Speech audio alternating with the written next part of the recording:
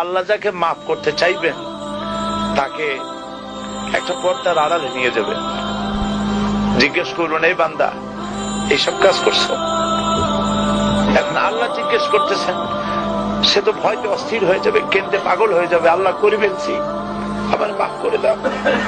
আল্লাহ পাক তার জবানের সমস্ত পাপের কথা শুনে সে যখন অনুতপ্ত হয়ে কাঁদতে থাকবে, আল্লাহ বলবেন, যা মাফ করে দিলাম, জান্নাতে চলে যা। এইটা হচ্ছে হিসাব ইয়াসির। আল্লাহুম্মা হাসিবনি হিসাবান ইয়াসিরা।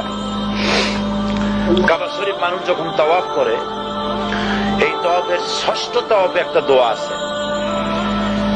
এই দোয়া আমি যখনই পড়ি আমি চোখের পানি রাখতে পারি না। ষষ্ঠ চক্কর একটি দোয়া আছে। দোয়াটা হচ্ছে, আল্লাহুম্মা ইন্না আলাইয়া হুকুকান কাসীরান ফীমা বাইনি ওয়া বাইনাক